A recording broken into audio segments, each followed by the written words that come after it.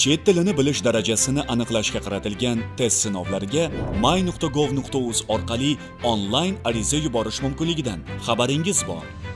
Navbatdagi yo'riqnomada ushbu xizmatdan foydalanish tartibi bilan tanishtiramiz. my.gov.uz dan ro'yxatdan o'tgan talabgor qidiruv satriga xizmat nomini yozib, foydalanishga o'tiladi. Oferta shartlari bilan albatta tanishib chiqish zarur. Keyingi qadamda shaxsga doir ma'lumotlar avtomatik tarzda to'ldirilgan bo'lib, talabgordan faqat yashash hududi va manzilini to'g'ri belgilash so'raladi.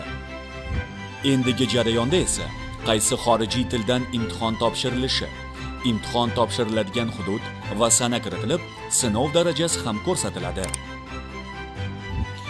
Xatoliklarning oldini olish uchun ma'lumotlarni yana bir bor tekshirish barobarida qonunchiligimizda nogironligi bo'lgan shaxslar uchun 50% chegirma mavjudligini ham eslatamiz. So'ngra yuborish tugmasini bosish orqali to'lov qismiga o'tamiz. Bank orqali to'lashni ma'qul ko'rganlar kvitansiyani yuklab olishlari mumkin.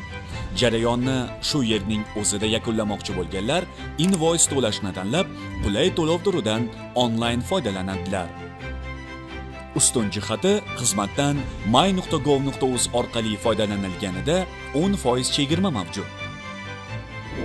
To'lov amalga oshirilgach, foydalanuvchining shaxsiy kabinetiga belgilangan imtihon kunidan 3 kun oldin imtihonga kirish yo'llanmasi keladi.